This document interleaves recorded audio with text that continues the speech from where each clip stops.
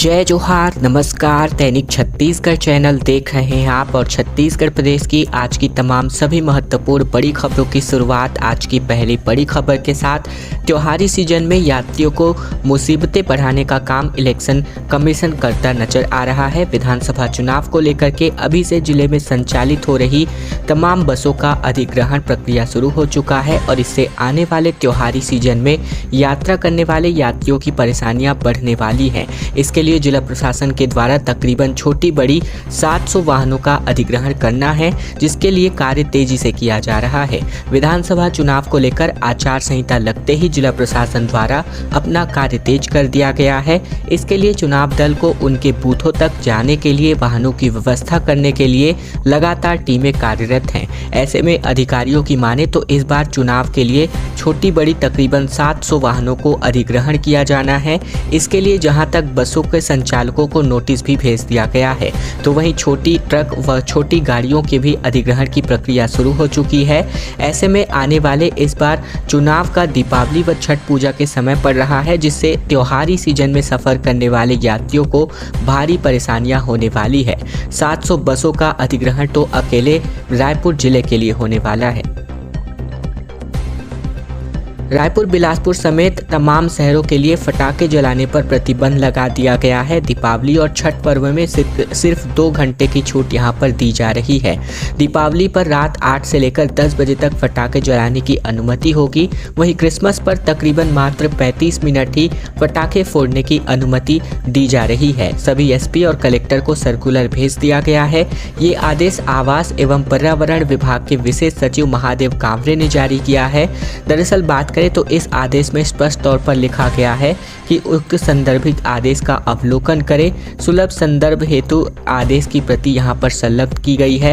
इसके अंतर्गत छत्तीसगढ़ राज्य पत्र में अधिसूचना भी प्रकाशित कर दिया गया है और पटाखे जलाने से शीत ऋतु में वायु प्रदूषण में वृद्धि की बात को लेकर के ये आदेश जारी किया गया है। बोर्ड परीक्षा का सैंपल पेपर जारी हो चुका है, जिसमें 14,556 परीक्षार्थी अपनी तैयारियों का परीक्षण कर सकते हैं।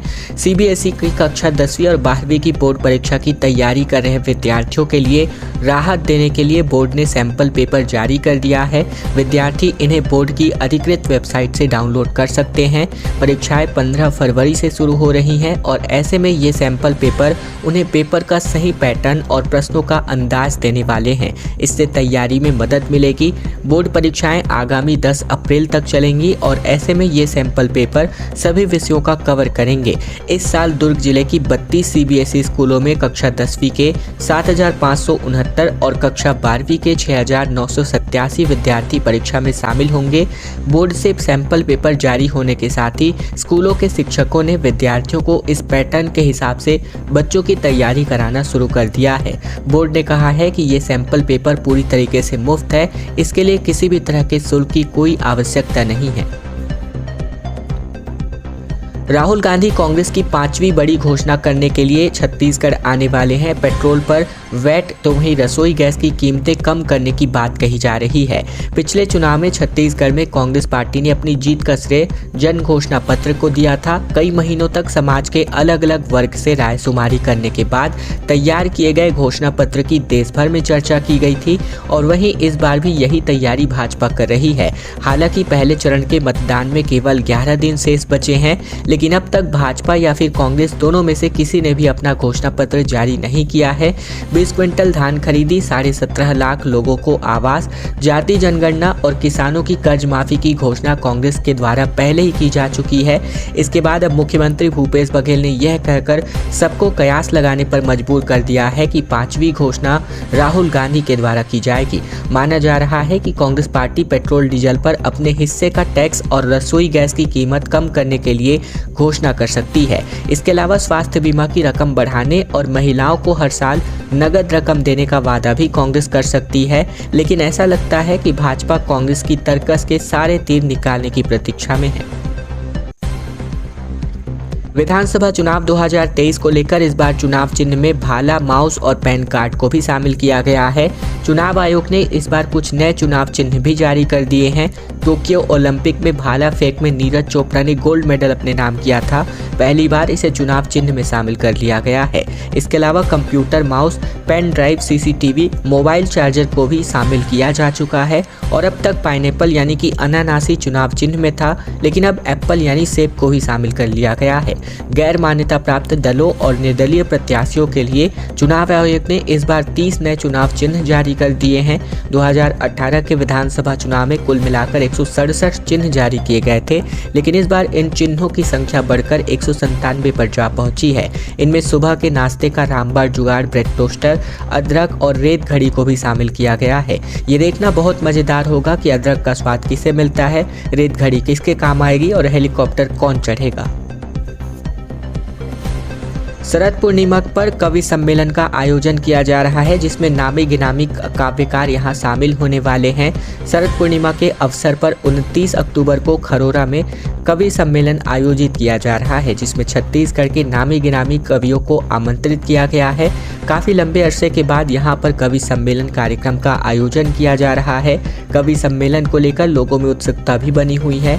आयोजक समिति युवा विचार संस्थान से विकास ठाकुर ने बताया कि शरद पूर्णिमा के अवसर पर 29 अक्टूबर को खरोरा के पुराना बस स्टैंड में शाम 7 बजे से कवि सम्मेलन आयोजित हो रहा है। तो वहीं कवि सम्मेलन के दौरान पिछले दिनों यानी कि 29 सितंबर को आयोजित किए गए झांकी में उत्कृष्ट प्रदर्शन करने वाले प्रतिभागी समितियों को भी पुरस्कारकृत किया जाएगा। छत्तीसगढ़ में राजनीतिक दलों में बगावत तेज हो गई है। सरायपाली विधायक ने कांग्रेस छोड़ करके कहा कि जिसे बचाने के लिए हम दिल्ली गए उन्होंने ही हमें नहीं बचाया। जेसीसीजे एमएलए अब कांग्रेस में पहुंच चुके हैं। छत्तीसगढ़ विधानसभा चुनाव में टिकट नहीं मिलने पर राजनीतिक दलों में बगावत का दौर जारी है। इसमें विधायक तक भी शामिल हैं जो दूसरे दलों में टिकट मिलने की आस से पहुंच रहे हैं। और अब सरायपाली से कांग्रेस विधायक किस्मत लाल नंद ने जेसीसीजे ज्वाइन कर ली है। जेसीसीजे ने उन्हें सरायपाली से अपना उम्मीदवार घोषित कर दिया है। वहीं बलौदाबाजार से जेसीसीजे के विधायक प्रमोद शर्मा ने कांग्रेस का हाथ थाम लिया है। इस बार कांग्रेस ने अपने 22 विधायकों का टिकट काटा है। इसके बाद पार्टी में नाराजगी काफी बढ़ गई है। सभी 90 सीटों पर प्रत्याशियों की घोषणा होने के बाद अब दूसरे दलों से उम्मीद लेकर विधायक पहुंच रहे हैं। बालोद से गुंडलदेही के पूर्व विधायक राजेंद्र कुमार राय भी बीजेपी से इस्तीफा देकर जेसीसीजे में शामिल हो गए हैं। वहीं पार्टी ने उन्हें दूसरी बार गुंडलदेही से उम्मीदवार भी बना दिया है। बीजापुर में नक्सली बंद का असर देखने को मिला, जहां सभी दुकानें और प्रतिष्ठानें बंद कर दी गई, सड़कें सुनसान रहीं, बसों के पहिए थमे रहे। एनकाउंटर में शादी की मौत पर यहां पर बंद बुलाया गया था। बीजापुर में नक्सली बंद का असर देखने को मिल रहा है। सुबह से कई दुकानें बंद रहीं, सड़कों पर लोगों का आना जाना भी कम रहा। बस स्टैंड में भी दुकानें बंद रहीं और सभी बसें खड़ी हुई नजर आई। बता दें कि नक्सलियों ने एनकाउंटर में अपने साथी की मौत के विरोध में ये बंद का आह्वान किया था। बीजापुर में छत्तीसगढ़ तेलंगाना हाईवे पर बदरेला गांव के आसपास यहां पर नक्सलियों ने नकलियों का ढेर लग करके आग लगा दिया था। इसके बाद आईडी ब्लास्ट किया गया। साथ ही बात करें तो यहां पर ढेर में रखकर आग लगा दिया गया था, जिसके चलते रास्ता जाम हो गया था। सीआरपीएफ के जवान मौके पर पहुंचे थे और जवाबी कार्यवाही भी की गई थी। चुनाव में बल्क मैसेज को लेकर रायपुर पुलिस अब सख्त होती नजर आ रही है। टेलीकॉम कंपनी के अधिकारियों की बैठक ली गई है, जिसमें वोटिंग के 48 घंटे के पहले बल्क एसएमएस के द्वारा प्रचार को बंद करने की बात कही गई है। छत्तीसगढ़ में विधानसभा चुनाव की आचार संहिता को देखते ही पुलिस लगातार एक्शन मोड में है। रायपुर पुलिस भी अलग अलग वर्ग के लोगों के साथ बैठक कर रही है। इसी कड़ी में रायपुर एसपी क्राइम टेलीकॉम कंपनियों के नोडल अधिकारियों के साथ बैठक हुई, जिसमें उन्होंने कैंडिडेट के बल्क मैसेज को भेजने को लेकर के चर्चा के साथ ही वोटिंग के 48 घंटे के पहले इस तरह के प्रचार वाले मैसेज को बंद करने की हिदायत भी दी है। इस बैठक में रायपुर एसपी पीतांबर पटेल ने सरकारी मोबाइल सेवा कंपनी समेत निजी मोबाइल सेवा कंपनियों के अफसरों के साथ चर्चा की है, जिसमें जियो, एयरटेल, वोडाफोन आइडिया और बीएसएनएल के अधिकारी भी शामिल हुए थे। इस बैठक में आदर्श आचार संहिता के कई प्रावधानों के बारे में उनको जानकारी दी गई है। छत्तीसगढ़ में दूसरे चरण के लिए मतदान के लिए तकरीबन 100 नामांकन पत्र दाखिल हो चुके हैं और अब तक 113 उम्मीदवारों ने 164 पत्र दाखिल कर दिए हैं। विधानसभा चुनाव 2023 के अंतर्गत द्वितीय चरण के 70 विधानसभा निर्वाचन क्षेत्रों के लिए तीसरे दिन कुल 100 नामांकन पत्र दाखिल कर दिए गए हैं। मुख्य निर्वाचन पदाधिकारी कार्यालय से प्राप्त जानकारी के अनुसार सबसे अधिक रायपुर ग्रामीण विधानसभा क्षेत्र से 6 नामांकन पत्र दाखिल किए गए। इस प्रकार विधानसभा निर्वाचन 2023 के द्वितीय चरण के विधानसभा क्षेत्रों के लिए अब तक 113 अभ्यर्थियों ने 164 नामांकन पत्र दाखिल कर लिए हैं। तीसरे दिन मुंगेली विधानसभा क्षेत्र के 5 नामांकन पत्र, लोरमी, बेलतरा, चंद्रपुर, खल्लारी, इसके अलावा महासमुंद, रायपुर नगर पश्चिम, अभनपुर और गुंडरदेही विधानसभा क्षेत्रों से 4-4, जबकि कटघोरा, बिल्हा, अकलतरा, पामगढ़, आरंग, संजारी, बालोद, इसके अलावा कुरूद, डोंडी, लोहारा से 3, जबकि लुंड्रा, अंबिकापुर, प्रेमनगर, बिलासपुर, जांजगीर चांपा, सक्ती, रायपुर नगर दक्षिण, इसके अलावा वैशाली नगर, अहिवारा और साथ ही बेमेतरा और नवागढ़ से 2, जबकि रामानुजगंज, सीतापुर, कोटा, मस्तूरी, जयजयपुर, बिंद्रानवागढ़, पाटन, दुर्ग ग्रामीण, इसके अलावा दुर्ग शहर, भिलाई नगर और साजा से 1-1 नामांकन पत्र अब तक दाखिल हो चुके हैं। जेपी नड्डा 2 दिवसीय दौरे पर छत्तीसगढ़ आ रहे हैं और एक ही दिन में कई जनसभा कार्यक्रम को संबोधित किया जा सकता है। छत्तीसगढ़ विधानसभा चुनाव के लिए 11 दिन बाकी रह गए हैं।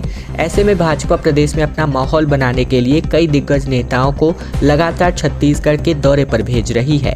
अलग अलग जगहों पर जनसभा को संबोधित करने के लिए दिग्गज नेता आ रहे हैं। इसके लिए भाजपा के राष्ट्रीय अध्यक्ष जेपी नड्डा प्रदेश में 28 और 29 अक्टूबर को 2 दिवसीय दौरे पर आ रहे हैं। इधर कांग्रेस का दबदबा बनाने राहुल गांधी 28 और 29 अक्टूबर को प्रदेश का दौरा करेंगे। वहीं छत्तीसगढ़ में बीजेपी का पक्ष मजबूत करने जेपी नड्डा इसी रात्रि में कार्यकर्ताओं की बैठक लेंगे। जेपी नड्डा 28 और 29 अक्टूबर को प्रदेश भाजपा कार्यालय कुशाभाऊ ठाकरे परिसर में आयोजित बैठक में शिरकत करने वाले हैं।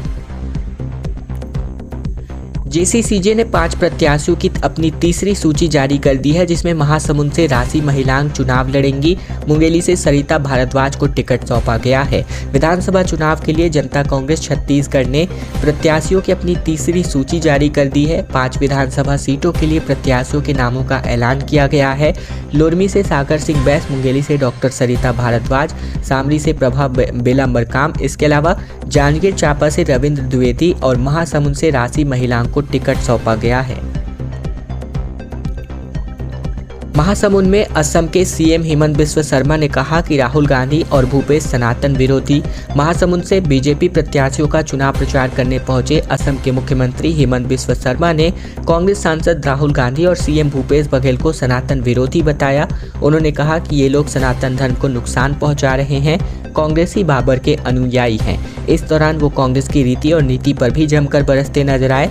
बीते दिन जिले के हाई स्कूल मैदान में असम के मुख्यमंत्री ने बीजेपी की नामांकन रैली और चुनावी आमसभा को संबोधित करने पहुंचे थे। इन्होंने रोड शो को भी किया और साथ ही लोगों से भारतीय जनता पार्टी के सभी प्रत्याशियों को जिताने की अपील भी की।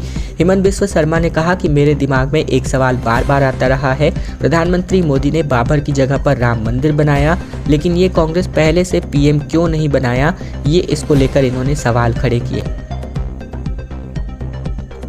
मतदान करने में गांव आगे जबकि शहर पीछे नजर आ रहे हैं। नक्सल पीड़ित बस्तर, कांकेर, नारायणपुर से भी कम मतदान रायपुर और बिलासपुर साथ ही दुर्ग, भिलाई में हो रहा है। शहरों में मतदान का दिन मतलब छुट्टी और मौज मस्ती साथ ही सैर सपाटा वाला होता है। वोटिंग करने में प्रदेश के राजधानी रायपुर, बिलासपुर, दुर्ग और भिलाई जैसे शहरों का ट्रैक रिकॉर्ड बेहद कमजोर रहा है। दरअसल बात करें तो मतदान करने के लिए हमारे शहर नक्सल पीड़ित इलाकों जैसे कि नारायणपुर, बस्तर, कांकेर, अंतागढ़ इत्यादि से भी पीछे हैं। हर साल चुनाव आयोग स्वीप यानी मतदाता जागरूकता मुहिम के लिए करोड़ों रुपए खर्च करता है। स्वीप की ज़्यादातर गतिविधियां शहरों में ही केंद्रित होती हैं। बावजूद इसके शहर में लो वोटिंग के दायरे से शहर बाहर नहीं निकल पा रहे हैं। पिछले 2 चुनावों के आंकड़ों का तुलनात्मक अध्ययन किया गया तो ये चौंकाने वाले आंकड़े और तथ्य सामने आए हैं। केंद्रीय राज्य मंत्री रामदास अठावले रायपुर दौरे पर हैं, जहां बीजेपी नेताओं से मुलाकात के बाद प्रेस कॉन्फ्रेंस करेंगे। रविशंकर प्रसाद भी शाम को रायपुर पहुंच रहे हैं। दरअसल केंद्रीय राज्य मंत्री रामदास अठावले बीते दिन रायपुर में आयोजित कार्यक्रमों में शिरकत करने वाले थे। ऐसे में अठावले दोपहर लगभग 3 बजे रायपुर पहुंचे, फिर प्रेस कॉन्फ्रेंस करे। इसके अलावा वे बीजेपी के कई नेताओं से मुलाकात करने का इसका शेड्यूल जारी हुआ है। साथ ही इसके अलावा पूर्व केंद्रीय मंत्री रविशंकर प्रसाद, असम के मुख्यमंत्री हेमंत बिस्व शर्मा और बिहार सरकार के पूर्व मंत्री मंगल पांडे भी छत्तीसगढ़ दौरे पर हैं। पूर्व केंद्रीय मंत्री रविशंकर प्रसाद भी रायपुर दौरे पर हैं। देर शाम रायपुर पहुंचेंगे, जहां तकरीबन 27 अक्टूबर को सूरजपुर और दुर्ग में होने वाले अलग अलग कार्यक्रमों में शिरकत करने वाले हैं। अंतिम बड़ी खबर, जहां पूर्व केंद्रीय मंत्री रविशंकर प्रसाद खरोरा पहुंचे हैं, जिन्होंने छत्तीसगढ़ को भी डबल इंजन की सरकार चाहिए इस बात की जानकारी दी। छत्तीसगढ़ में चुनावी बिगुल बज चुका है। पूर्व केंद्रीय मंत्री रविशंकर प्रसाद बीते दिन खरोरा पहुंचे, जहां उन्होंने यहां जनसभा को संबोधित भी किया। श्री प्रसाद ने अपने भाषण में सीएम भूपेश बघेल और कांग्रेस पर जमकर निशाना साधते हुए कहा कि छत्तीसगढ़ में घोटाले की सरकार चल रही है। मैं स्वयं उस जगह से आता हूं जहां चारा घोटाला में लालू प्रसाद यादव को कानून की भाषा सिखाने वाली हमारी भारतीय जनता पार्टी थी। रविशंकर प्रसाद ने आगे कहा कि अनुज शर्मा एक अच्छा अभिनेता भी है, जिसे नेता बनने की जवाबदारी आप सभी धरसीवा क्षेत्र के समस्त मतदाताओं को दिया गया है। खैर दोस्तों, खबरों का सिलसिला बस यहीं तक का था। वीडियो अगर आपको अच्छा लगा तो वीडियो को लाइक कर दीजिएगा।